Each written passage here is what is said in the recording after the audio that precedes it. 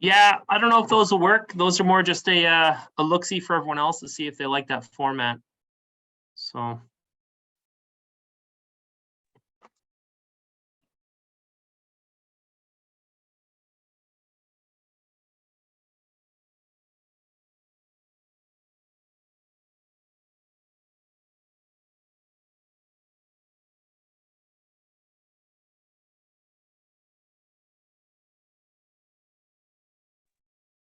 Hi, Katie. Hi, Sarah. Hi, Melissa.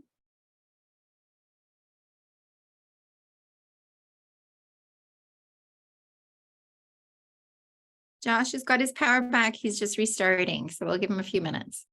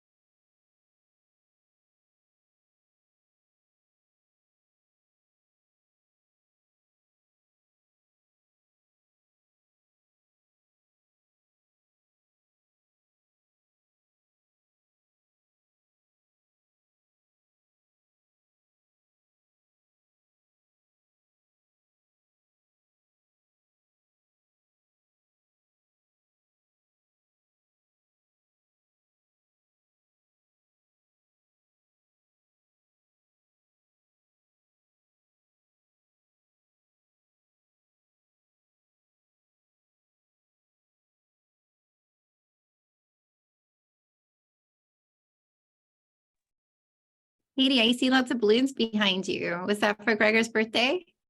For my birthday last Wednesday. It's your birthday. The 22nd. Aw, Kat happy emailed belated me. birthday. Yeah, Sarah dropped off a really sweet card, and that soap smells so good. Smells like a spa. Glad you like it. Love it's it. just Eucalyptus. It's amazing. It reminds me of the steam room at White Oaks. Yeah, exactly. Yeah. Yeah, very soothing.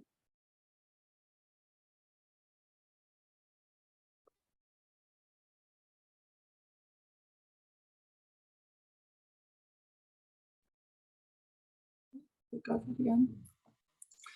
So, mute.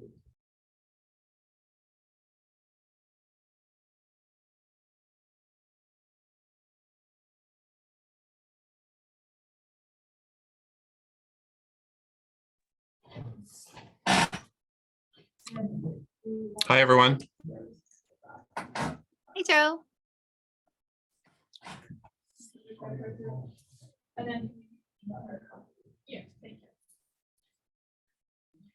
Josh just lost power for a minute or two, but he's his computer went down, so he's just restarting.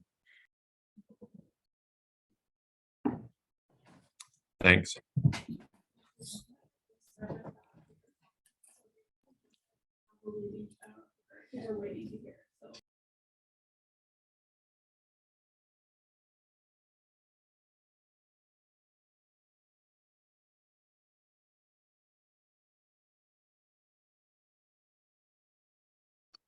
Maybe one of us could or should jump in and do the land acknowledgement while we're waiting for Josh to come back.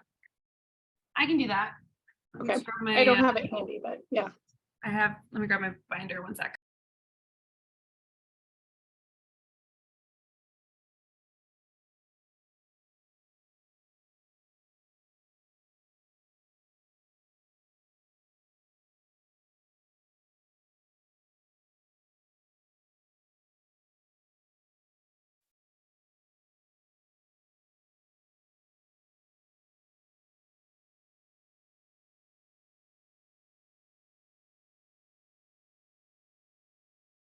What number is it again?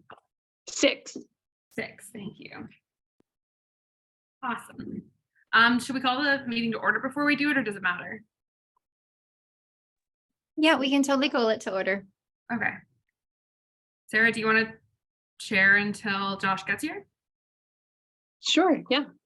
Welcome, everyone. Thanks for joining us. We call to order our monthly board meeting for April. Katie, do you want to Yep. do the land Yep. acknowledgement? We begin this meeting by acknowledging that the land on which we gather is the traditional territory of the Haudenosaunee and Anishinaabe peoples, many of whom continue to live and work here today. This territory is covered by the Upper Canada Treaties and is within the land protected by the Dish with One Spoon Wampum Agreement. Today, this gathering place is home to many First Nations, Métis, and Inuit people, and acknowledging reminds us that our great standard of living is directly related to the resources and friendship of Indigenous people.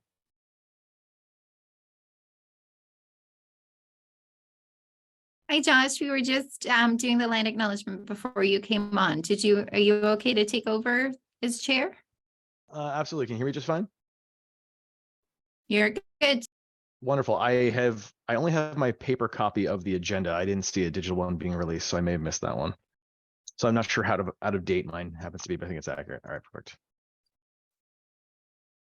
There is one that just got posted in the chat too, if that helps. Wonderful. All right, so can I have a motion to accept the agenda as presented? I got Jennifer, Byron. Any opposed? All right, moving along. Can I get an approval of last time's minutes? Blah, blah. All right, any opposed? Fantastic. All right, Byron, could you get us started on an update on the financials? Yep. Do we want to toss up the financials, or has everyone had a good opportunity to actually look at the financials or have any direct questions about the financials? They're pretty straightforward. Not really much has changed since our last meeting. It's really business as normal.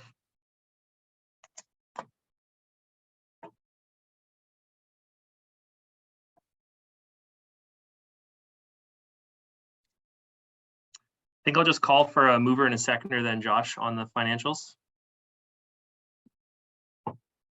Sarah? Jennifer? Does anyone have any questions, comments, concerns about the financials as they stand? It is just a P&L statement. I did attach some other formats of how to look at the actual financials. Oh, sorry, Jennifer, you got your hand up. My apologies. I just had a quick question with respect to, I really do like how it's broken down, where it says winter events, spring events, summer events. Will it be a little bit more detailed in the future? So as we have specific events within each season, the denominations of each of the financials for each separate event will be kind of separated? On the actual P&L? Or on what, budget? however, as we move forward this year. Yeah, so if I just sent it out to you guys, so I do apologize with that, but I did send out just a quick look at what we could do quarterly as opposed to doing monthly P&L versus budget. The only reason I don't like the P&L versus budget is it's very difficult for us to ever be on budget month to month, and it's a whole lot to look at. I don't find it extremely helpful, to be honest. But I did send out a quick format. I don't know if, like I said, I just sent it out, but it's just a quick view of quarterly statements. It would still have the exact same breakouts, Okay. like our P&L statement does, but the information is just a little bit shorter to take in. Graphically, it's a little bit nicer to look at, but that's not really what I'm going for.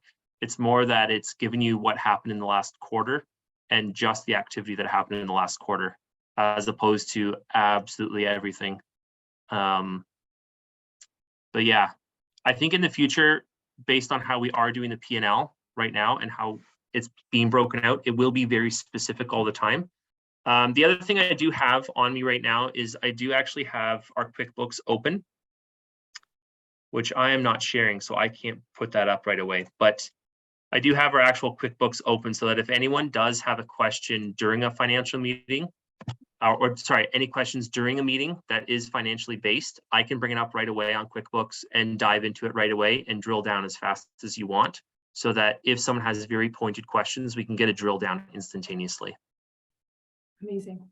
I was just thinking more so for maybe Sarah and Rachel would know more, obviously, with respect to ability to get grant dollars when we have a more detailed breakdown of each event, so that we're able to, I don't know, have certain metrics, measurable metrics and KPIs, so that we're able to answer a little bit more specific questions, especially if we're going to start getting into sponsorship, so that we can actually, again, dive a little bit more deeper into answering people's questions in a qualified and quantified way, not so much more so of opinion or in a generalized manner. That's all.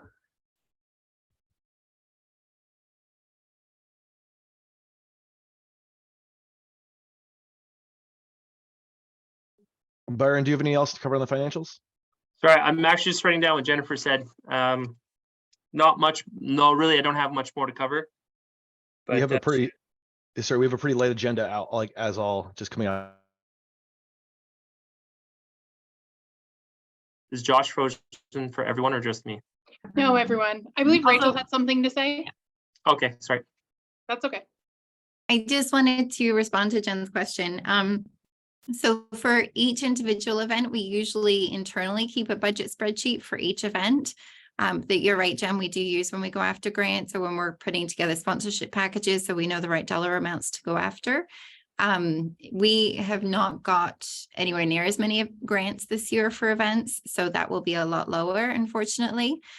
Typically events go in around November time, so we were very focused this November around grant reporting because we got so many grants last year, so that's always the challenge, to keep on top of both of them at the same time. And because we've reduced the number of events we are doing this year, we just weren't eligible for, and a lot of the COVID recovery assistance grants are no longer available. So unfortunately, we don't have access to quite as many grants this year as a result. But definitely we do keep kind of internally, and it's usually reviewed, I think, by each of the subcommittees that for each of the events, and somewhat at a higher level at the event committee as well.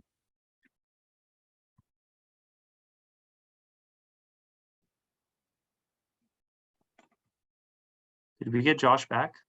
All right, can you hear me? There he is. All right, fantastic. David Cooperman, I just joined, albeit late. It's all right. We've had a series of technical glitches anyway. Oh, We've only covered so far just the minutes and an update on the financials. We do have a pretty light agenda as a whole, just because we're coming off of the AGM and the like. So I guess we'll move on to events. Sarah, what do you have for us? So as many of you know, we are working on a much smaller number of events this year. I spoke last month about the April 22nd Earth Day event. We're still on track for that. We've been working really heavily in partnership with the Marilyn I. Walker School of Fine and Performing Arts. And they are really taking the lead on this event. So we're quite involved, but luckily there's not as much on our plates. With that event, it looks like it's going to be a really, really great event. If anyone has any questions on the specifics, I would be happy to go into it. But I did speak a lot more heavily about it last month. It is still planned to be kind of more of a crawl event. So if any businesses want to get involved in a sustainability themed event, we'd be happy to include any and all of you. Most of it's going to be inside because April weather is quite unpredictable. And then we are working on the FamJam / block party event. And the details for that are still very much in flux. We did put out an RFQ for stage managers and didn't receive anything unless some came in at the last minute. Rachel and I spoke. Okay, so we didn't receive any, but I know that there are people on the committee who, the subcommittee for that event, who stage managed last year and would be happy to continue doing so. So we're still working on all of the details of that event. It is July 15th. I will bring more back to you once we have some more concrete details on that. But the idea is that it will be a hybrid of our Fam Jam event last year and our block party event. So music and family friendly activities. And then we had talked about making Holi Festival of Color part of that event, but the last time we met with the events committee, we had decided that Holi deserves its own dedication to be its own event because of the nature of it being a cultural event. We would like to focus on that event as a standalone event. So that will take place again in the East End. We haven't, I don't think we have landed on a date for that. We're talking about June, but there's nothing concrete as we just kind of decided recently to make it its own standalone event. Katie? I would just say I'm seeing June 17th in the meeting notes. Potentially that might not be the best choice for us because that is the last day of the In the Soil Festival. And I feel like you'd be splitting usual suspects who might want to attend those events, and just for the best interest of our event going well and supporting In the Soil to maybe avoid it if possible. Yes, I totally agree. And yeah, so that is kind of up in the air at this moment. But the next time we meet with the events committee, we may be able to iron out that detail a little further. And then we have Busker Fest, which is very much in flux. We haven't decided on a date for that at this point. So we still are figuring out the details of that. And then we will again be working with Black O 905 on the Grape and Wine After Party. I never want to seem to be able to spit that one out.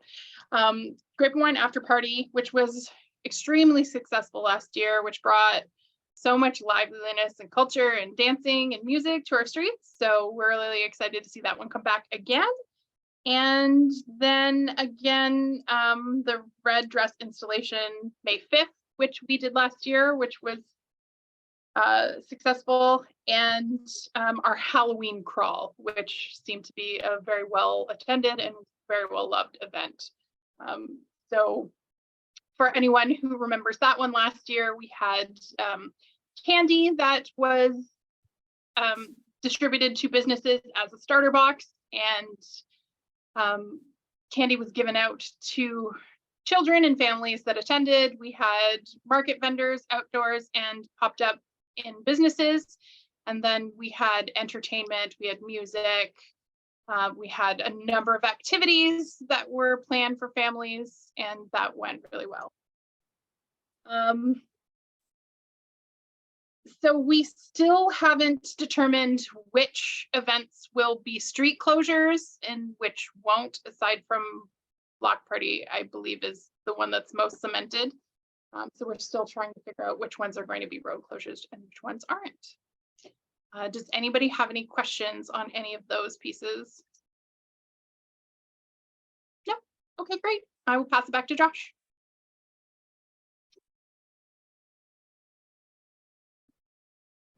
All right, so I'm not sure what got covered at the very beginning just because I had my power suddenly go out.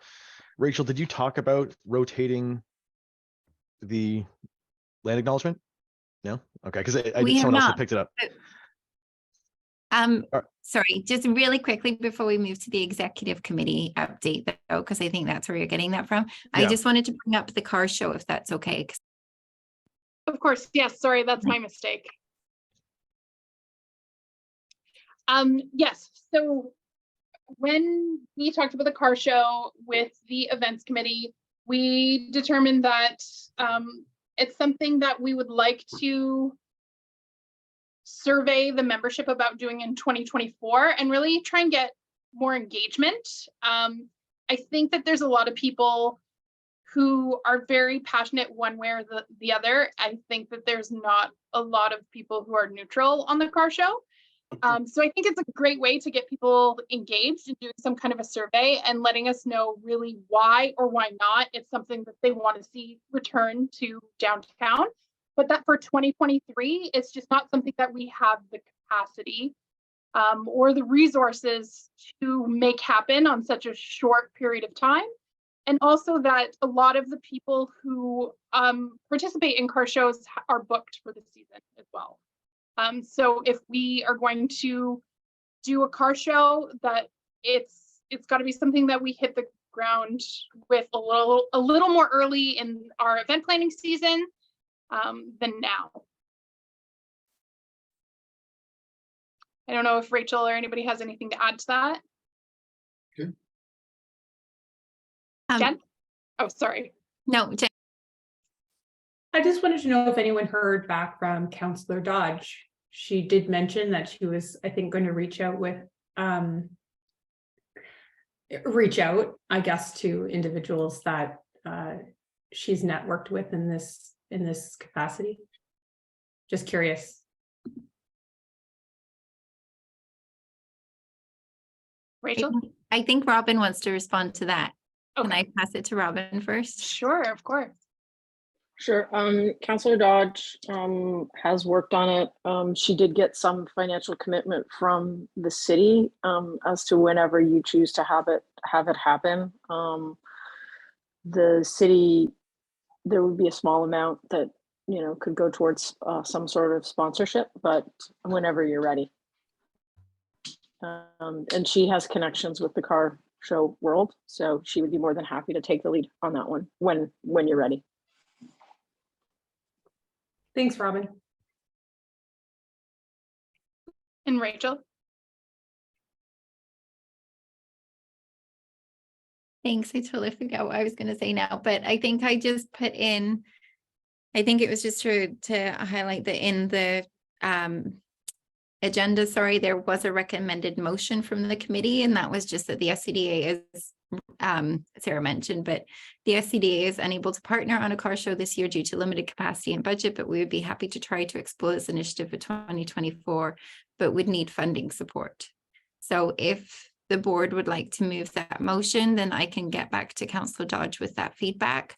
Or if we want to amend it to say that we want to survey our businesses first, we can include that. So if there's a direction that I can be given, I can go back to Councillor Dodge with that. Thank you. Karen, you're up first, then Jennifer. Sure. Just my question quickly was, if we don't have time enough to do it now in 2023, when do we need to start looking at it for 2024? And can we get that in our calendar? So if March is too late, then should we be looking at October? You know, we need to, it would be great to have a timeline on that. My preference would be that it would be looked at in October, November of this year if we're going to be doing it for 2024, especially if we want to book, if we want to book people who are going to be doing that circuit for the year, that would be the time to start speaking to those people and putting it out there. And I think that we had all also talked about, you know, making it a bit of a transportation fare to be more in line with, you know, the green downtown that we're working towards. I think that we had talked at events, we had talked at executive committee about potentially having, you know, electric cars and something for bicyclists and some kind of a transit demonstration, just to broaden that and be more in line with a carbon neutral green downtown. So I think that if that is the direction in which we do end up going, that's something that needs to be looked at a little bit earlier too. So yeah, I think October, November would definitely be key for that. Jennifer, you're up next, then I'll have something to add myself. Rachel, it was just more so for the write-up that you're putting together, do we have to specify to Councillor Dodge also the need for volunteers, not just funding? We really do need it would be a very large lift, I think, for us and the staff.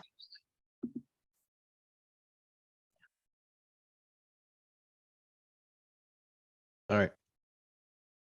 I guess on top of that, the biggest one of the biggest hurdles, of course, we've had no event manager to really take all this over. And since we only did interviews today, it could be something based on their own schedule, based on who we actually get, could take that on theoretically, at least on the touchdown stuff very, very early on. Just start planning almost immediately. David? May I suggest that this be put on the agenda for the next meeting, having been indirectly involved in a few car shows in the past with the Downtown Association. These people do plan well in advance because there are a number of them. But from what I'm hearing, we have to hear from the board, from our members, do they want it? Do we proceed or not to proceed? So I would like to suggest that it be on the agenda for discussion the next meeting.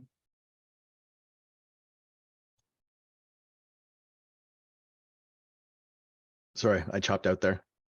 I would suggest that we put it on the agenda for next meeting, whether we proceed or we don't proceed. Let's make our mind up, the details, and there are details to be worked out, but we're hearing pros and cons on hosting this event. So I would suggest that next meeting, Josh, it be on the agenda, we discuss and vote on it. That sounds fine by me. Rachel, can you put that on there? I have something from Katie. Then I'll talk to Jennifer and we'll go from there.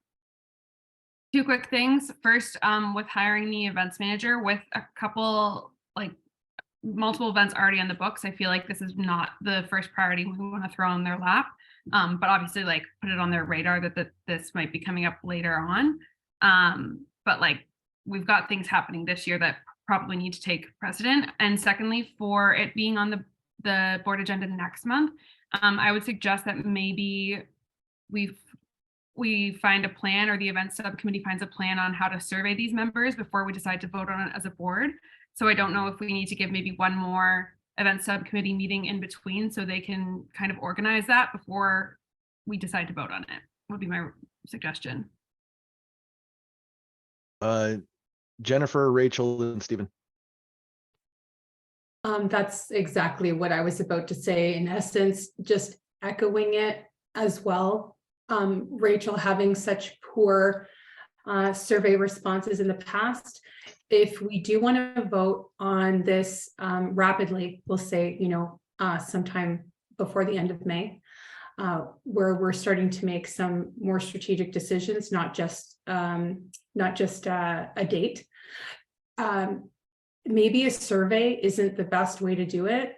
Instead, maybe a door-to-door approach where each one of us takes 5 people and goes and surveys those individuals and reports back to you, just so that we really do have a dynamic, hands-on response from people. So we're not maybe getting the same 8 or 16 people responding like we normally do. I'm just kind of throwing that out there because I will absolutely go door to door and to 5 or 10 people and report back which ones I do. If we do like Dave is suggesting, vote very quickly so we can start making some decisions.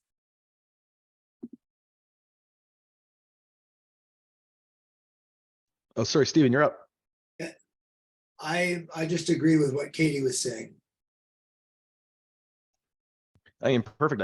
Friends, are we capable of just reaching out to our neighbors and getting real data? Our survey data is always very poor on who responds, but we do have the capacity to reach out. We can still put a survey out as well, but could we all go talk to 5 people that aren't each other? I can go bug Orhan as much as possible. I think too, the survey that we put together can be very simple, 3 questions. Would you want one, yes or no? And what pros and cons? And even when we're going to speak to our neighbors individually, like we can fill out that survey ourselves for like, we can collect the data through the survey. And I think it'll get a much more diverse sample size. Each of us talked to like 5 people. That's probably at least 50 businesses that we'd get input from that we wouldn't otherwise. So I think that's a really, really great idea if we can all commit to doing that. Who do you want to get together, put together this survey? Events, or Katie, are you volunteering? I can do it. I mean, it's Yeah. 3 questions. If you throw it together, it'd be fantastic. Really easy, yeah. And Rachel, I presume there's no problems just getting it out there to the membership in hopes that we get some responses. Can we get everybody else to go out there and reach out to those we know, see what they think? Something to actually bring back to this conversation that could be useful. I have Jennifer and Orhan. Maybe to Rachel, if this does work out and we do this, it's obviously right up the alley that you were already discussing about member outreach this year. So, maybe there's a question, a thing or two we might want to be talking to members about, just to say hello and things like that as well, not just marching in the door and saying, hey, car show.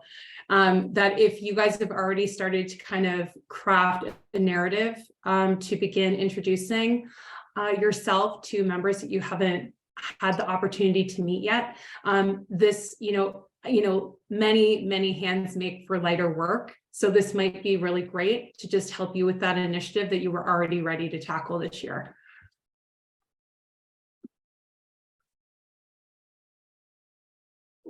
Orhan, you're up next, buddy.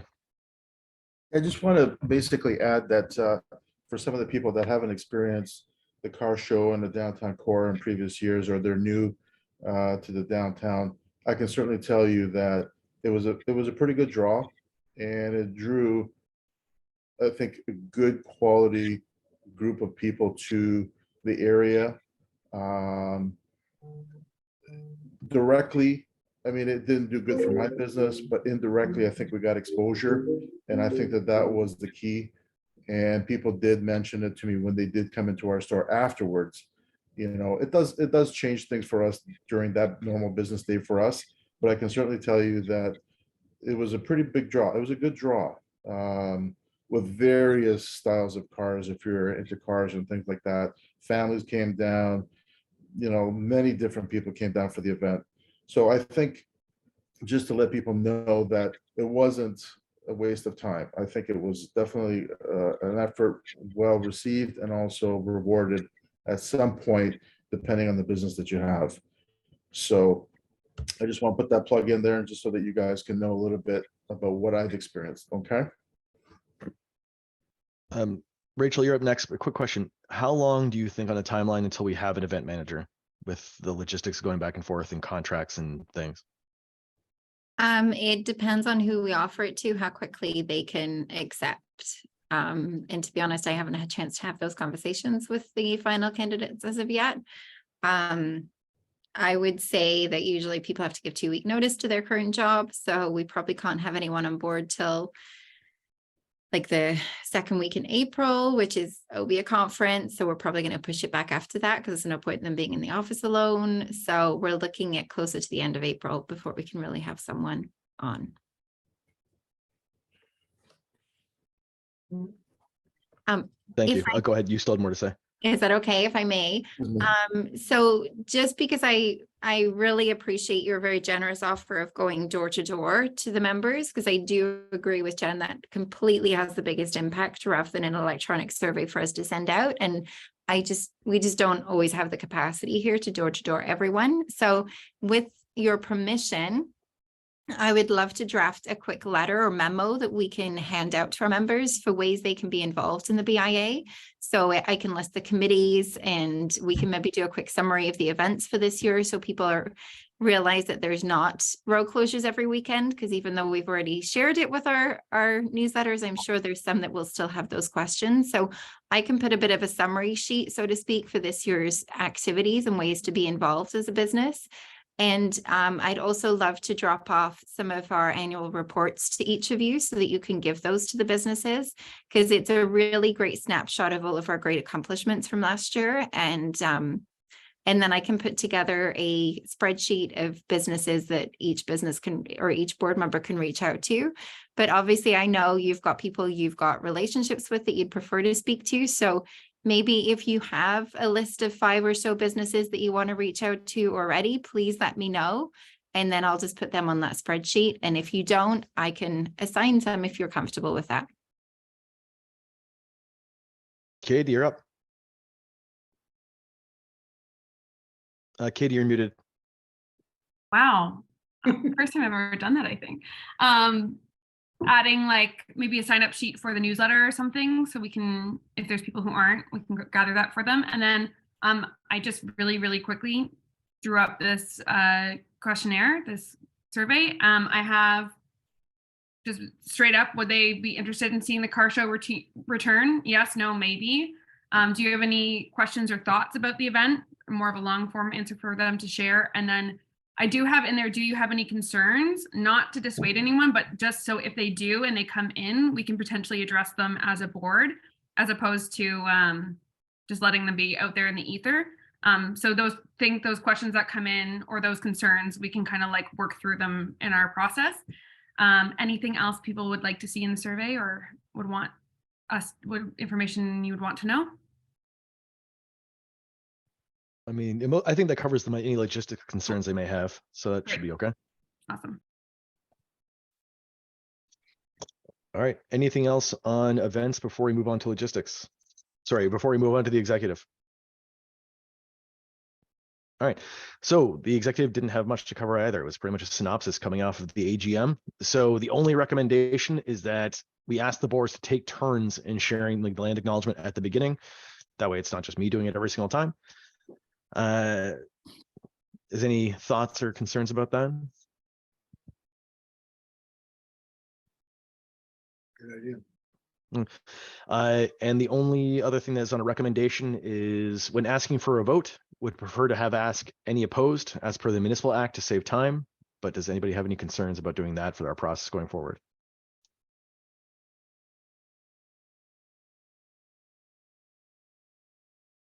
Okay.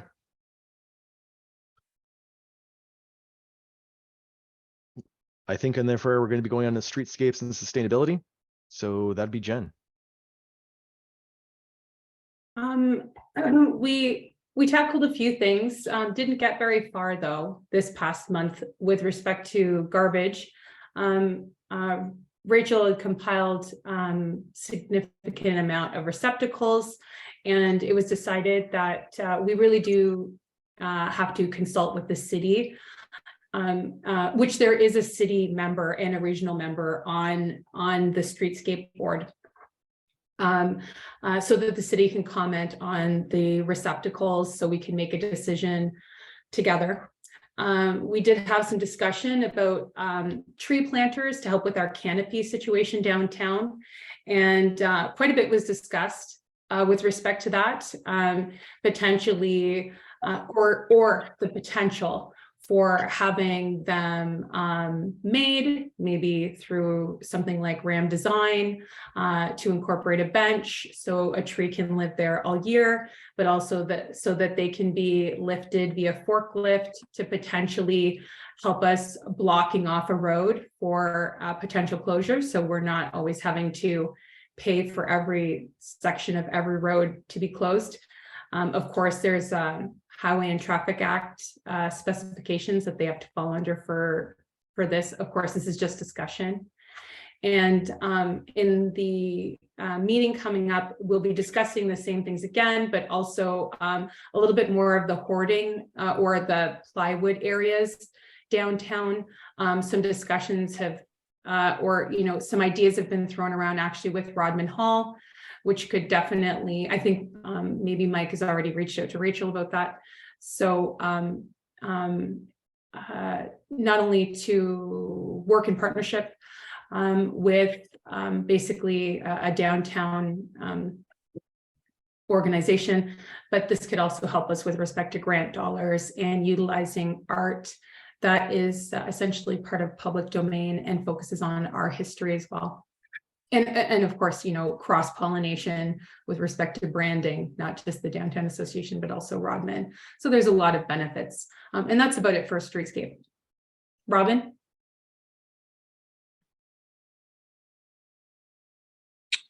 Just with regards to any infrastructure purchases you want to make or suggest to the city, we are starting to move into our multi-year budgeting plan. And we're already meeting about the budget. So if there's something you want to ask the city for, then I would strongly suggest asking or checking with the budget chair and the budget vice chair. The budget chair is Councillor Garcia, the vice chair is Councillor Dodge, and asking for an opportunity to speak to the budget committee regarding any infrastructure. Because I'll say this, there's probably no possibility of anything happening this year. The budget's already done, dusted. So that's just my suggestion. Rachel, I think that these conversations were happening this year for next year, correct? With regards to the garbage cans? Garbages, yeah. Yeah, so just, yeah, so excuse me one second. Sorry, so for this year, we had shared feedback from the region with regards to some of the garbage cans, specifically on St. Paul Street, and how they are a bit of an issue in terms of dumping and people going through them and so forth. And so at the city staff's request to sit on that committee with us, I put together a bit of a recommendation report as to different styles of garbage cans that could be invested in by the city to improve that or reduce that. One of the styles is a style that is currently out on our street that I believe pays kind of for itself through advertising.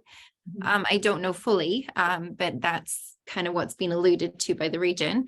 So that proposal has gone to the city staff. I agree with the councillor and Jen, it probably will not be until a next year installation or change, and it would just be a pilot. But yes, your long-winded response is yes.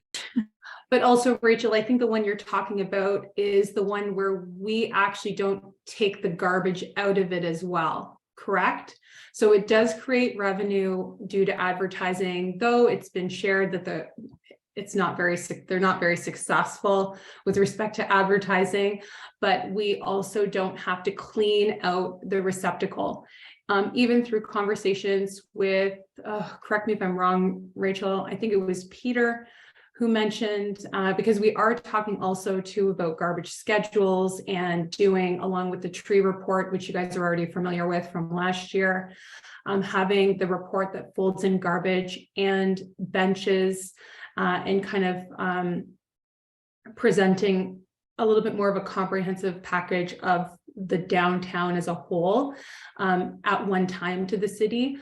I'm working with Lindsay and Peter with the region on doing that. I've begun, I actually did start drafting up all the points, Rachel, so that Lindsay and I can start knocking that out. But Peter was mentioning that even on off garbage days when they've been picking up garbage every single day, not just on the days they're supposed to be picking up garbage. I think it's in the minutes that you guys received with respect to the agenda under streetscape and sustainability. There should be a link there.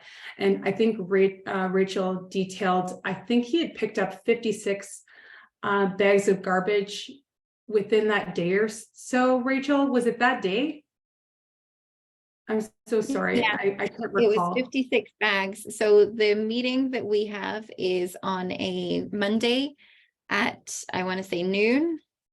And that day they had picked up 56 bags just in the morning. And that is not a garbage collection day. So to say that this is a very dynamic issue is a bit of an understatement. Obviously, this issue has great potential to grow because we will have many more people coming downtown, not just because we're doing great things, but also because of the permitting for condominium buildings where there's, I think, slated at least 1,100 additional individuals to move downtown if they all go forward as planned. That's very conservative. That's a very conservative amount. So we really do have to have a plan, because even doing garbage management with the receptacles that have been presented, that's still not taking into account garbage such as I'm sure all of you have seen, where we show up to our businesses in the morning and we're getting ready to open up and sweep outside, and there's mattresses and chairs and furniture pieces. So obviously that is a whole other can of worms for us to tackle. So putting in larger receptacles in designated areas doesn't seem to be hitting the mark, because they end up being utilized by contractors and other individuals that are trying to get rid of garbage without paying for it, such as the receptacle, which is a very kind of large dumpster, secured dumpster area. I will say it's secured at the Meridian Center. That doesn't seem to be working. So if anyone has any ideas that they would like to bring forward, or specifically things that they're seeing on a regular basis right out front of where their business is, please let us know, or of course, join the Streetscape and Sustainability meeting to share. But we are looking into some other strategies that larger cities that obviously, I mean, there's no reason to reinvent the wheel. Other cities are dealing with the same issues. So we are going to start looking at what some other municipalities are doing, not necessarily in Niagara, but like maybe Guelph, Hamilton, things like that. And of course, that will take a little bit of time, but I think it may help us make more, I don't know, informed decisions as we're growing in the downtown. Does anyone have any questions? Orhan, did I see your hand? You're muted, buddy. You're on mute, Orhan.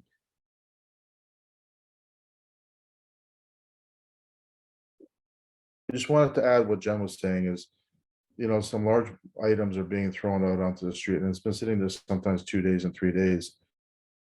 I mean, something has to be addressed with that. The more people we have living downtown and moving in and out of the downtown core, that is just a common problem, and we've got to be able to stop that. I mean, you're coming into the city and you see mattress sitting there for 2 days. It's just crazy. As far as dumpsters are concerned, Jen's right again. They used to have them at the back of St. Paul Street before Meridian Center was built. They had a whole bunch of contractors that were throwing everything and anything inside them, so they took them away. So what they did was they added now 2 large recycling bins for cardboard, one at the Meridian Center and one up at the top parking lot. Those ones are utilized, I think. They're only specifically designed for cardboard, nothing else. The one that I think is a nice idea that kind of pays for itself is the one gateway going into next to the Oddbird. There's a stainless steel mounted to the concrete, a 3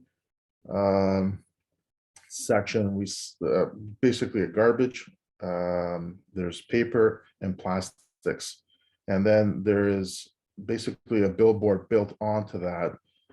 Currently, you can see it. If you don't know what it looks like, go by William Street and the gateway going into the Meridian Center next to the Oddbird. You can get an idea what it's all about. Currently, there's a local real estate guy that's marked on advertising on that.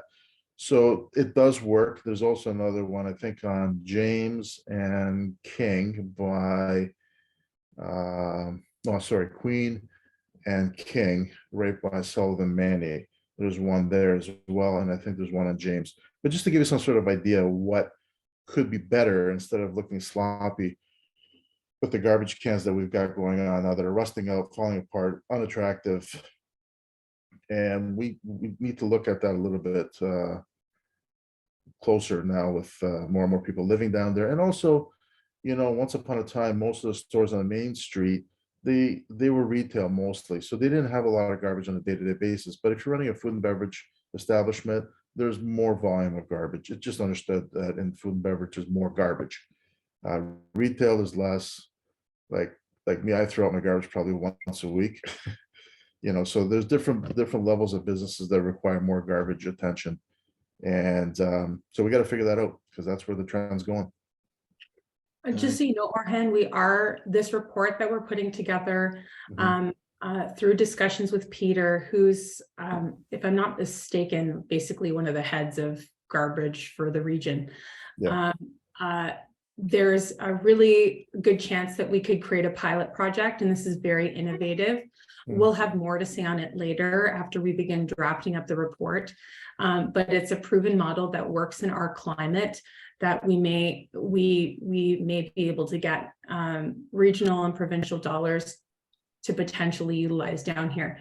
Fingers crossed. It will take a lot of work, but the receptacles that Rachel did put forward, even in the interim, are beautiful. I would definitely take a look at the link.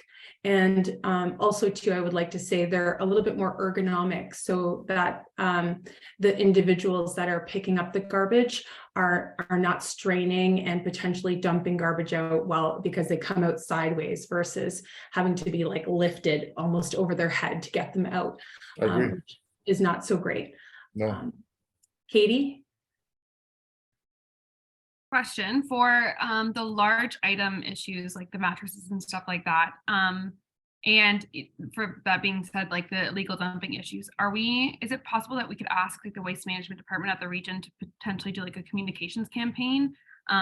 Because I know that they do this for more widely region thing, like they've done illegal dumping campaigns and stuff like that in the past, but if there's something targeted for downtown, because there's our new residents that are moving down here might just not know that there's a number you can call or about the app or anything like that. Yeah, so Peter did quite a large initiative late last summer and was going business to business, like door to door, very much like we're talking about for the survey for the event, for the car show, and gave out information and whatnot. Obviously, there's only so many people, so it's not something you can do like every 6 months or even maybe every year.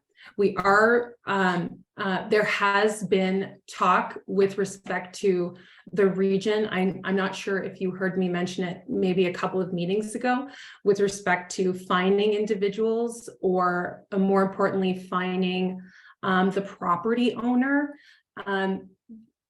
That's a whole mess because it's very hard to get in contact with some of these people. They live in other countries, they can dispute it versus like, do we just add it to their property tax? So there's a lot of conversations, which of course we have nothing to do with those conversations. All we're doing is kind of, we're a liaison for information with respect to what's happening downtown.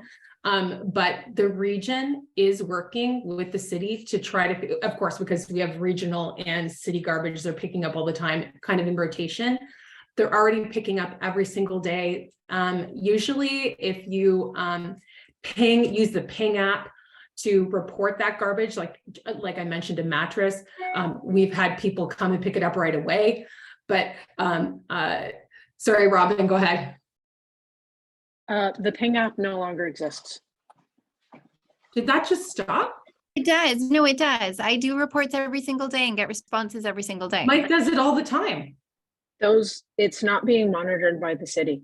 I've been told 3 or 4 times by Citizens First that you may be getting a response, but nothing is happening. But that's what I've been told by communications as well as the mayor's office, the planning department, municipal works. That's who's told me that it doesn't exist. So Okay. you may be getting a response, but nothing's happening. But I get Mike- work orders. Sorry. Yeah, Mike uses it all the time and everything gets fixed within a week or 2.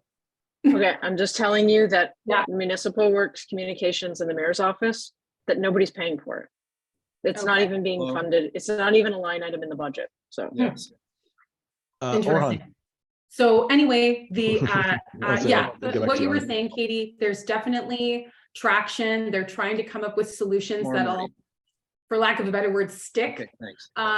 And it's just a work in progress. I Yeah. know they have a mascot that's shaped as a green bin, so I think we should Yes. get them fill the green bin out to our events. That's just my suggestion. Absolutely. I think that would be amazing for the April event for sustainability, Sarah.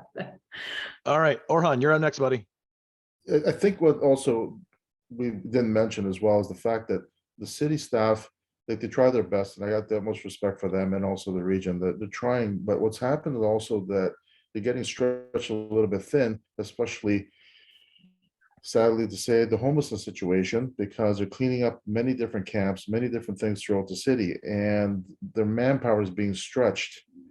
And that's kind of that's the comments that I'm hearing, from people, in those jobs. So sadly, like they're running. But the large items and stuff like that on the street for more than a day, that shouldn't happen. But I also think that people should be educated that you can call up the garbage collection for large items, tell them a specific day, they'll come and pick it up. I believe the program is still in place for like appliances, refrigerators, furniture. So that is also something that people should be aware of. You can call them up and they'll come and pick it up. It's also available through the app and on the region's website. You can just fill out a form. I mean, Right. I think you have to be the owner, be a resident of the building where the thing is, but I'm sure you could still contact them if you see something that's on the street.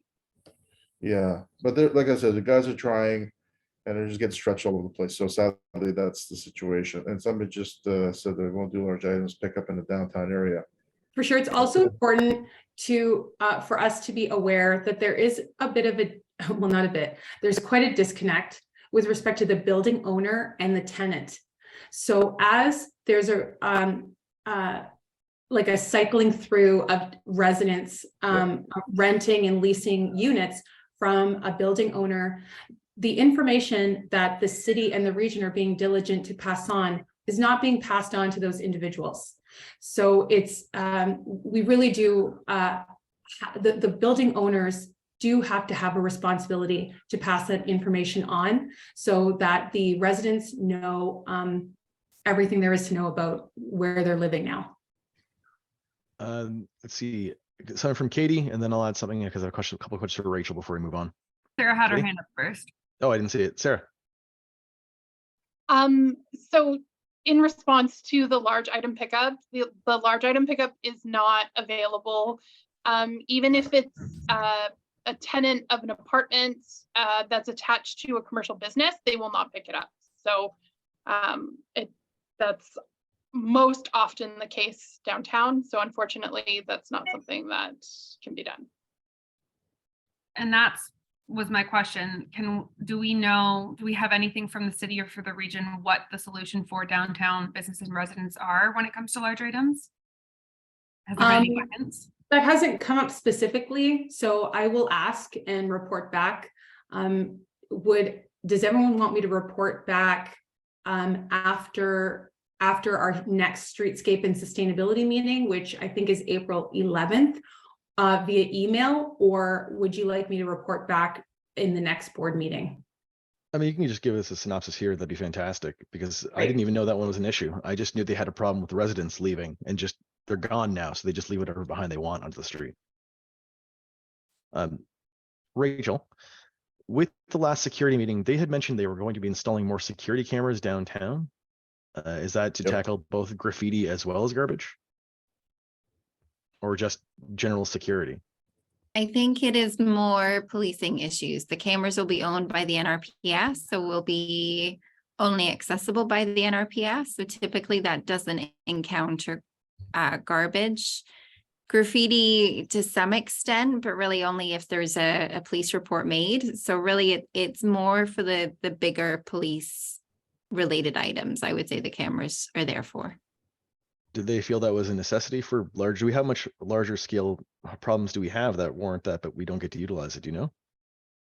Well, I think it's more in terms of like, if there's a broken window or if, we did last year, unfortunately, have the shooting on James Street. So I think it's more for instances like that are a little bit more serious in in level that they're there to address and help catch and I won't say prevent because the cameras aren't signed or anything. They're not a preventative measure. It's unfortunately more of a reactionary measure to help them do the investigation piece afterwards. All right. In that case, friends, do we have anything else in streetscapes before we move on to the marketing update? All right, Katie, it's all you. Awesome. So for marketing, happy to announce that we are now officially a committee, which is very exciting, no longer a working group. Kat gave us a really great update on all the hard work she's been doing with the River Lions partnership and everything she did for the AGM. Big ups to her. We talked a bit about we decided on a photographer for an RFQ that we put out for, I believe it was a handful of business profiles as well as some like street type photography for us to use on social, etc. So that's exciting. Anne was selected based on a scoring matrix that we had put together. So that's exciting. We also spoke about the gift card design for the gift card program. We are thinking of using the shot of St. Paul that Kat drew that we used on the totes to have that on the gift cards because it's a very picturesque, beautiful design and it's nice and simple, and that's what we thought would look good. And we also spoke about potential what those with the vinyls that would go on the plywood in broken windows, what that could look like and for advertising, aesthetics, etc. And that was marketing. Any questions? Perfect. Since we don't have any governance update because we didn't have a governance meeting, since we're now getting into the newer stuff, if anybody has any requests and things you feel we really should tackle sooner rather than later, feel free to let me know. Go for it, Katie. Byron's pointed out a couple times that there's some discrepancies between the municipal act and the Byron, how would you describe that? You've explained this very well many times and I'm choking on my words here. Just that we have some double up on some of our items. So, and our double ups don't necessarily have the exact same meaning at the end of the day. So we kind of just have to pick and choose one. That's not a crazy big deal. It's just we gotta stick to one. Typically, everything that I've seen written so far says that you're supposed to use the higher act. So if we write something that's against the municipal act, ours doesn't really count. It's the municipal act that counts. The whole thing is when we write any of that stuff up, it has to be in conjunction with our city, with our region, with those municipal acts. We can add stuff onto them. We don't want to be doubling up. And there's a couple spots we've doubled up. Not many. It's not that crazy, to be honest. I've been trying to go through it a little bit more to get more detail. And then also some people just had some questions that were very detail oriented that we need to get to the bottom of. But I just think cleaning those up will avoid us from getting stuck in some semantics or like in the weeds about certain things. If we just know that this is the way it is, then we don't have to go like if you guys are bored and have nothing to do, that's what I would say. But we always need more people in governance, so you're welcome to join, friends. I thought that was the one that had the most people, like that you guys were stocked. You were good. We always need more. How dare you? Rachel, for yourself. I just wanted to highlight that I do sit on the OBIA Advocacy Committee. And so we are currently, as part of that process, pitching a rewrite of the Municipal Act, which is a very long, a very slow process because that Municipal Act is quite onerous. So we are currently going through that with a fine tooth comb, which is taking quite a while, but I think it's for the benefit of everyone.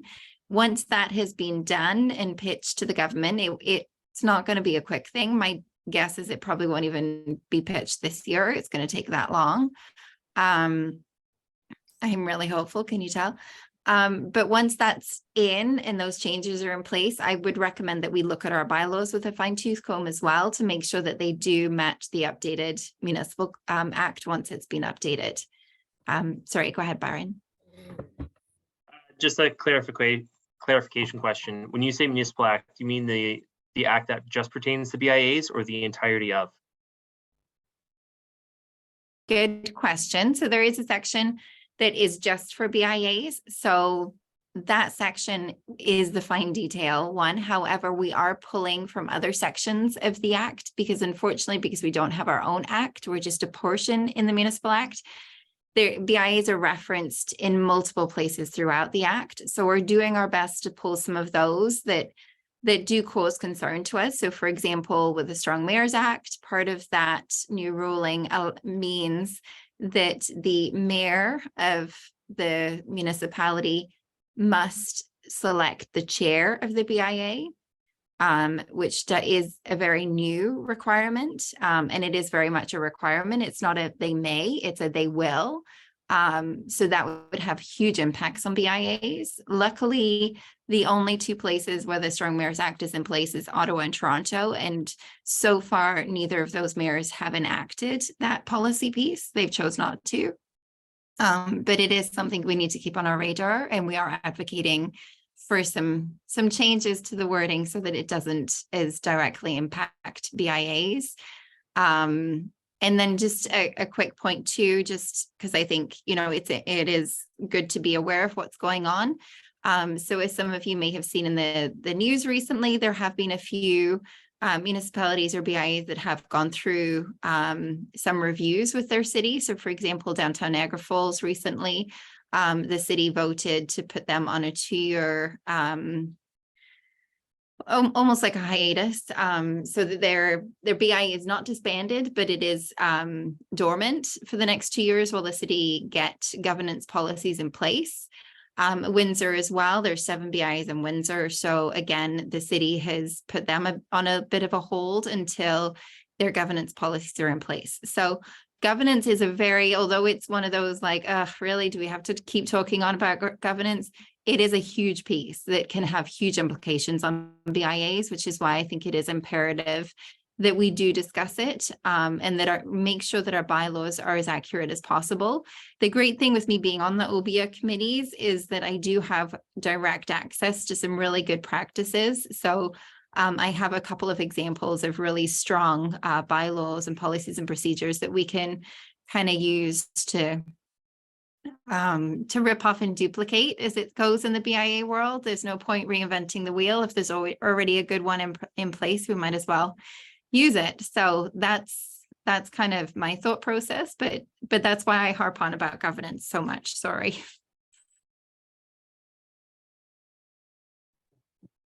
All right, friends. Oh, Byron, go ahead. I have a number of questions for you about that, but I'm going to wait to the governance meeting, so that it's just the governance people who can have fun with my comments. Katie. For governance, are we able to like attend those committee meetings even if we're not on the committee? Okay, great, cool. Anything else before we move on, friends? All right, I guess onto new business. Rachel, you had something for the strategic planning program? I did, and I'll just share my screen in case you guys weren't able to see this from the email that I sent out. So OBIA is working in partnership with AMAFRA to offer a free strategic planning program for BIAs.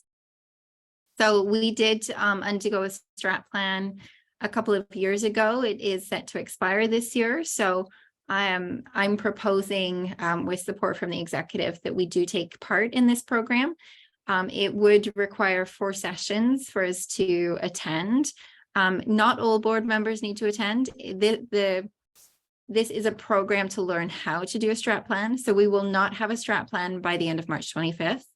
Instead, those attending the course will learn how to implement the strat plan program so that we can then implement it ourselves to come up with our own strat plan and not necessarily have to hire out and pay thousands of dollars to a consultant to do it. So their requirements are basically here. So the main one is that there's commitment from the board and that we've got a minimum of 3 active volunteers to commit to being trained. So I do think it's important for us to have some staff on that. And then I do also have a community member that's willing to volunteer that works at Brock, which is good. And I do believe there's a couple from the executive that are willing to also partake, but we wanted to obviously share it with the board to make sure there's board support, and if there's anyone else on the board that might be interested in also attending. I promise you I will be involved, but if anyone else would like to attend or be involved, I'd love to hear it. All right. In that case, Rachel, on to the banners. This is the one that was on the bridge we're talking about? Yes, I just wanted to share a quick Okay. update with the board to keep you in the loop with stuff. So we currently have 2 expressions of interest with regards to banner locations in the downtown area. So the first one is from the Roma Soccer Club that are looking to use banner locations. Their preference is the Burgoyne Bridge. And I found out quite literally on Friday that we actually have access to those banners, which is news to me. So the region has very kindly gifted us that to do at our expense and so forth. So my hope is to work with Club Roma to come up with a price point. They're going to probably have them printed themselves, but we would have to arrange for installation, obviously at their expense. But I do see this as a potential marketing opportunity for the BIA, because it is, you know, at the end of the day, the people using those banners will be benefiting from the locations, and it will be used as marketing. So I do think that the BIA should be remunerated accordingly. The second expression of interest was from the Niagara Symphony Orchestra, and they are looking to do them a little bit later in the year. So I think in August, they wanted to do their installations. So I'm still working through that with them, but just wanted to keep you in the loop just in case there were any questions with regards to how come other people have banners up in the downtown or that kind of thing. We'll be passing that off largely to marketing to come up with appropriate costing and restrictions and timelines. We can, sure. I mean, Kat might, I know hopefully she's not listening, but I haven't told her that. If she's okay with it, we can. Well, I mean, Byron and myself and Katie are all on marketing. Byron's involved in marketing, yes. Yeah, I'm starting to blend them together a bit. Jennifer. My question is not pertaining to banners. It is David's. Does he want to go? Okay. David, you're up. You're muted, David.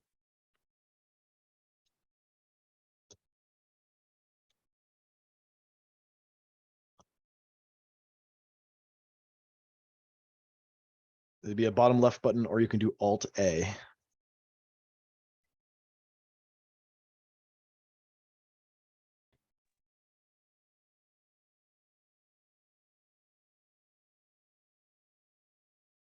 Sorry, can you hear me now?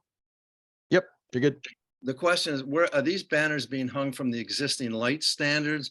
What banners are these banners right across the street? I'm not sure what kind of banners we're talking about. Great question. So no, they are the banners that are usually always up. So they're not a new design or anything. Canada Summer Games, I think, was probably the last rendition of the banners that were up. So it would be similar in fashion to the ones they had up. So they had some that were kind of like a triangular shape along the Burgoyne Bridge. And then they had a couple rectangular in shape that were on our lampposts throughout the downtown. Okay, from our existing existing facilities. Thank you. You can probably find a few of them on rooftops around town, as the last windstorm made them go flying. Jennifer. I know I've spoken to Josh and Sarah and Rachel about this. I keep forgetting to bring it up at a formal board meeting. I didn't know about kind of kicking around the idea formally for an attraction and retention committee. I didn't know, if I should make a motion or if we should just talk about it and kind of see, how everybody feels about having something like that. I'm just putting it out there. I really do think that we have some great people in our catchment, like Adrian that owns Cully's and does a lot of renovations. We have Jeff Chesbro. We have Sharvin, and a lot of great people. I mean, this is just off the top of my head, that could definitely, be approached to also potentially take part in a committee like this, where we can utilize ourselves. Very much Dave Cooperman as well, who again has been managing properties and whatnot downtown for a very long time.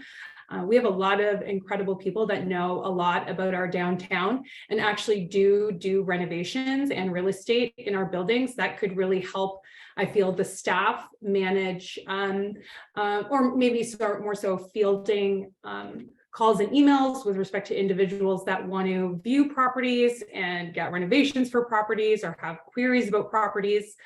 That's already what they do. I just was just kind of throwing it out there.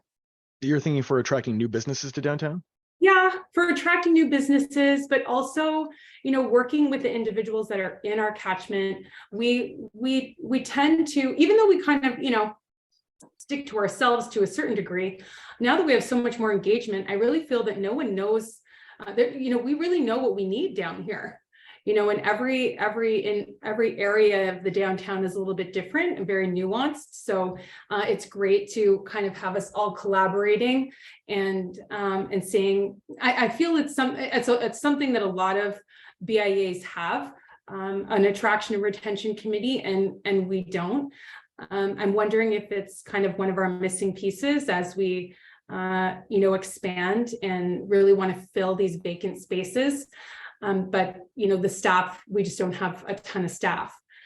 I don't know. It's more like I'm just spitballing, throwing it out there. All right, I have Katie, then Sarah. And I wonder too, I think it's like a really great idea if this could also be a multi-purpose, not multi-purpose because it's kind of similar, but for sponsorships as well. So it sounds like it would be a subcommittee that's really about relationship building, and that might be a really great strength to have when we're wanting to call on people for events or for other things going on. Sarah, yep. And I think it's a really great idea. I think my caution would be if we were having it function where we have those individuals that you mentioned showing properties, then it kind of just becomes a real estate group, and those people who own those properties are going to be the ones who fill their vacancies first.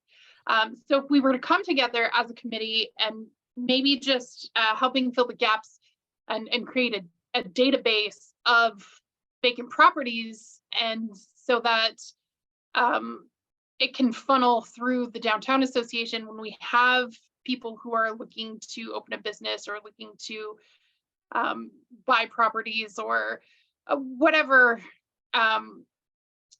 that the Downtown Association can refer to this guide of vacant spaces or spaces that are for sale or spaces that are for lease, and fill that way. I would just be concerned about, specific people kind of leading potential business owners and property owners to their spaces specifically. Rachel. I think that's a really good point, Sarah. Wanted to provide one example though. So in my previous BIA, we had an attraction retention committee, and I'm trying to think, but I don't think we had any property owners on it. It was more just business owners. And the mindset of it was, how do we attract new businesses and how do we retain the ones we currently have?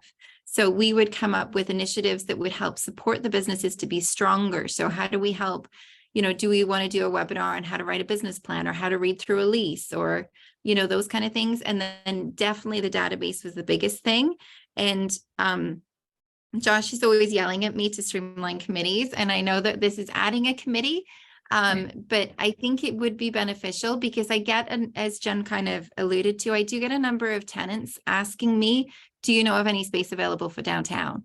And it is the one thing that I have the hardest time finding because there's so many landlords that aren't publicly posting their space that's available. So my hope is that this committee can be a bit more of a working committee to help dig out some of those potential properties and get them leased. So I do think this one would be really beneficial for those reasons.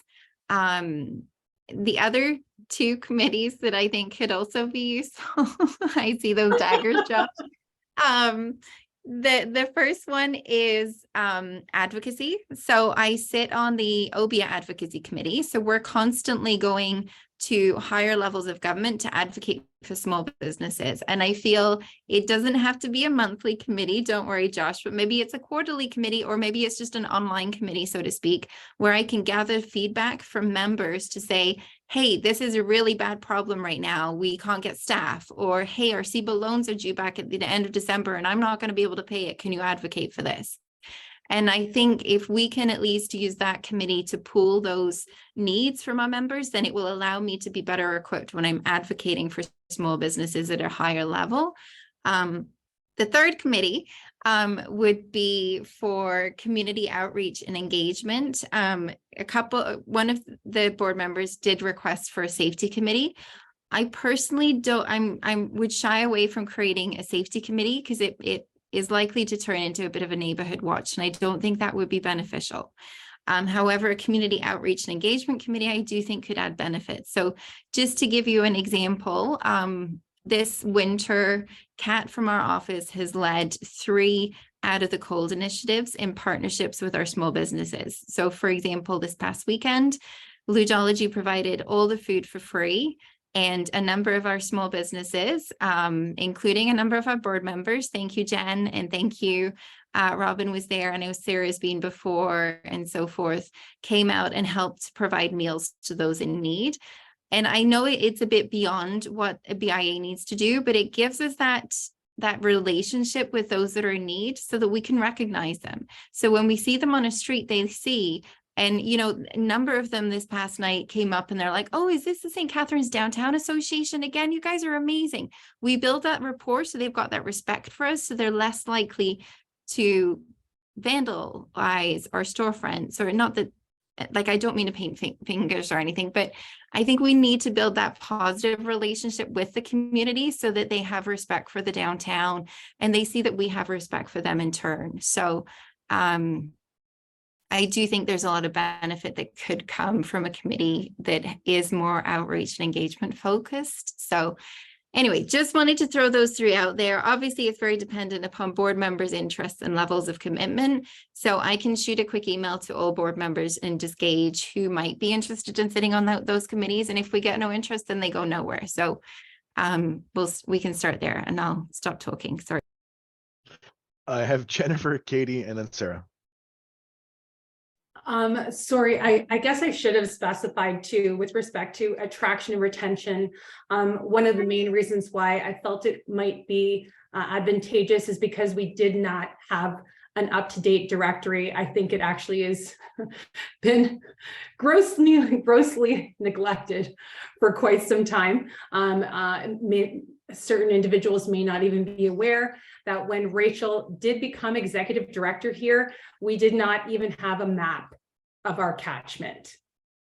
So some real foundational pieces of information that we require just to function, we did not even have. And obviously a directory is very much so a part of that. But I would like to say out loud that I truly am for individuals that have specialties in our catchment to be utilized and for them to directly benefit from work that we're doing. I understand that, obviously I don't want people to just funnel work just to themselves and advantages only for themselves. But I really do think that we have some really strong individuals. Again, Laura from Excel North is another brilliant example. Very successful individuals that know what our downtown catchment needs, and they are actually successful using the recipes that they're using. I think that getting a bunch of amazing heads together to tackle some of these issues while we don't have the staff is great. Obviously, the door is open for anyone to be joining. It's just more so that if this is already what they do, it might be a little bit of a lighter lift.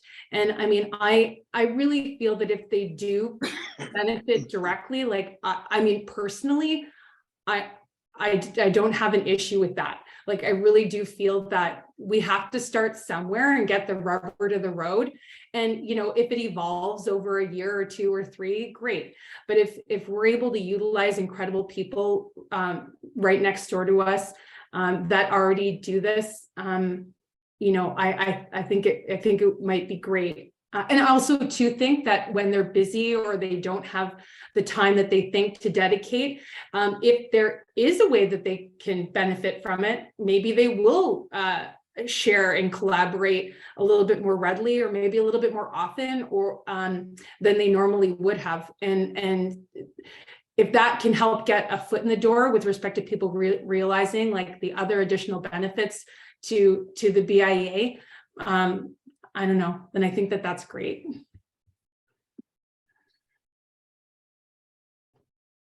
Katie and Sarah?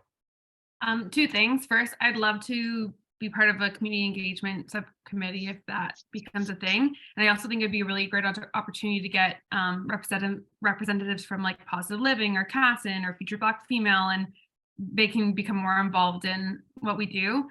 And kind of similar to that note, I would really love, I recently participated in Narcan training with Positive Living, and I think it would be a really great thing to have for the board. It's 45 minutes. It's really, really educational, and I think it could easily be added on to or before or after one of our board meetings. And since we're all business owners in the downtown, I think it's like absolutely essential that we have this training under our belt. So that would be, I would do it. Can I motion? What do I do for that? I want to do that. Josh? Oh, sorry. I thought it was like for Rachel. So like, can you phrase how that process, what exactly do you want? So it's reach to contact Positive Living for Narcan training for the board.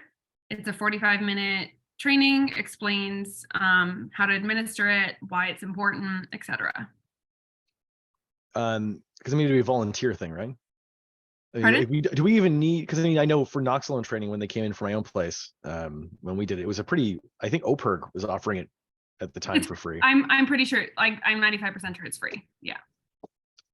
I like, because I mean, obviously in some businesses it may not make as much sense as it did for me, but I think it makes sense for all businesses, because even if if you're here in the daytime, you're walking down the street, anything, for us, for the safety of everyone in the encatchment, it also gives she also gave some information on like sharps disposal and how to get a sharps disposal and how to do it safely, and busting some of the myths that come along with, like, if you find a syringe on the ground, like, you can throw it out, it's okay, stuff like that. Rachel, would we even need a motion for that, or would just something be putting together to see if we can provide it to the membership? I put a draft motion in the chat, but we don't technically need a motion, but it is nice to sometimes have motions. But if we don't want to motion it, we don't have to. We can make it an action, and I'll just action it for the next time. Get it done. Yeah. That'd be fantastic. I'll motion it. I don't mind. Oh, motion away. Okay. I motion that Narcan training be provided to the board at the beginning of a future meeting. Any opposed to that? Like all for it? It's like a sec. Okay, I think Sarah's already for it. I'll give it to Jen. Jen got second. Her hand was slightly faster than mine. All right. And then, sorry, really quickly, any opposed to that? Should we do that? Cool. Thanks. And that gives Sarah.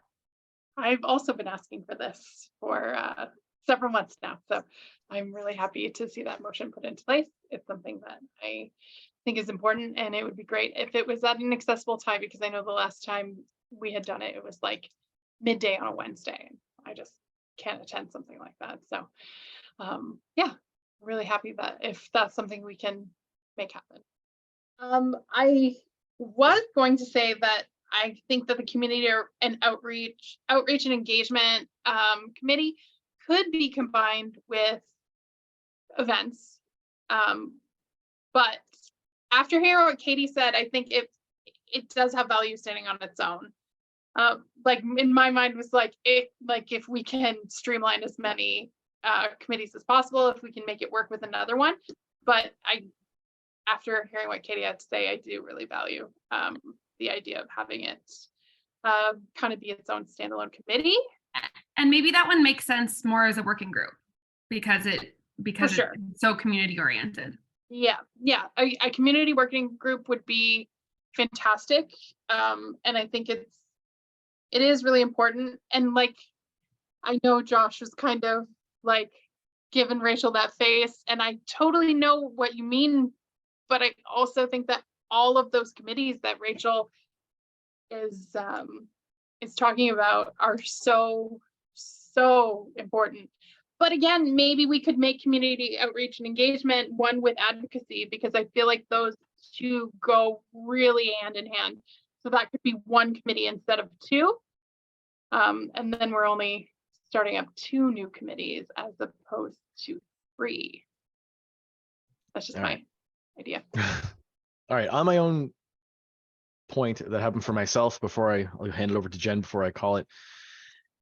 For starting up a new business downtown, when I did it, it was a struggle, not just to know what I need to know, but the order I needed to go in it with. I had attempted to do everything properly to get a business started downtown, and I didn't realize how much of a mistake it was. Like, I had attempted to do paperwork in proper orders, everything else, but because a lot of things, especially when you're going like liquor, there's a lot of things that are in conflict with each other. They don't necessarily agree with building and health and fire and everything else. I had committed to a location downtown, which I know trouble never made it off the ground, because they had committed to a place early on. They were attempting to go through renovations and they didn't succeed. They put a lot of effort into a beautiful place and died before it even got to open the doors. So having that person to give you these warnings about what you need early on to really, if you want to make a business work downtown in the right order. Like, I was lucky enough that I worked with the Enterprise Center, which helped a little bit because they gave me in contact with Walter Sinzik at the time, who was able to push things through, but I would have been in deep trouble if they hadn't. And I can say, like, because Josh, you've gone through this, whatever, 4 years ago, however many years ago, and we're going through it currently, and the landscape is still very similar. I mean, don't get me wrong, the city's been amazing with us, they've been very helpful, but those contradictions still exist and are still really hard to navigate. Because they won't speak to each other. Despite having the best intentions from staff. They all intend really good things. They just won't talk to each other, and they'll only talk through you. And they are often at different ends. So having somebody help facilitate that. I know other cities, Guelph apparently is really good at getting new businesses off the ground. They have somebody to walk through that process, but it's done in the city and not through their BIA. But Jennifer, that's all I got. I was just going to ask Rachel, are any of these committees a really great way to wrap in residents? I don't know what kind of outreach we can do to them for an increased engagement, but I know that you had mentioned that some time ago, and it was successful at your last BIA. That I really feel that's a large piece of the story in our catchment that we're missing on a lot of these committees. I just didn't know if this might be an opportunity for them to join in. Good question. I think, you know what, in my previous BIA, there was a very strong neighborhood association, and that allowed us as a BIA to have an avenue to present to them and get buy-in and work in partnership with them a lot. And I do think that's a gap that the downtown doesn't really have. I mean, there's surrounding neighborhood associations for sure, but they're still somewhat new, and they're dealing with their own issues. They're not typically located in the downtown, which is the challenge. For some of these, I think probably the Community Outreach and Engagement Committee would be the best fit for residents for sure. And I do think that it could be a good avenue for us to engage with them. And I think that's why a lot of our committees kind of started off as working groups, because we did see those residents that were excited. There's a way for me to partake in, you know, make a difference in my downtown. So I think residents are looking for that. So I do think that one specifically could be a fit. I mean, I'm a big believer that if people are willing to roll up their sleeves and help out, come and help out, we'll find a space for you. But yeah, good point for sure, Jen. I'm just thinking more as well that if we do have a high rotation of residents downtown within our catchment, that maybe it's worth reaching out to Robin and Caleb's ward constituents, such as maybe the individual or individuals that run the Facebook groups for the FITS or the HAG, as they've become so community focused, and they are correct me if I'm wrong. I think that they're the two neighborhoods that are touching our catchment or downtown. I'm really bad with the math in my brain, but considering those, if I recall correctly, were the majority of individuals that were asking for the promenade and really loving the walkability aspect and the cycling aspect into the downtown. So with respect to community members, like, I don't know, I'm obviously anyone from the public can come and join, but maybe it's worth, maybe entertaining reaching out to them, as they already have their hand in the pie, like with respect to community engagement and a really broad network of individuals that utilize our markets in downtown every day. All right, it's already 4:07, friends. So I'm gonna, Katie, you're up, then Karen, and then we'll wrap. Unless I was somebody going else to has say final comments. I was going to say the same thing as Jen, and then I just wanted to throw out also maybe Colin from the Corners Run crew, who, because they are like bring so many people downtown multiple times a week, that would be really advantageous. Karen, you're up. Yeah, I was just going to say quickly, I did a lot of work myself with the FITS Neighborhood Association and the Hague Neighborhood Association, in particular, the Queenston Neighborhood Association. And we looked at starting a downtown neighborhood association about 3 years ago. And so we've taken a run at it twice and not hitting the right timing for it yet. That's not to say that today isn't the day, right? But we really just couldn't get any traction. But we do have those kind of mechanisms in place and ready to go. And yeah, because I worked really closely with Caleb and Brandon to establish the other ones. So happy to engage on that level too. Wonderful. The only thing to note on, I think Rachel and I were talking about the infrastructure for the lighting that would be going down St. Paul. We have a meeting for that coming up very soon. And once that's in place, we can make a much more comprehensive beautification plan. It's pretty much the choke point at this, until we know like the lighting tones, when it's actually in place and timeline before we move on to the next steps. Does anyone else have any other comments? Yeah. All right. Could I get a motion to adjourn? Oh, everybody. Fantastic. All right, everyone, friends, have a wonderful day. You're all free. Godspeed. Enjoy your day.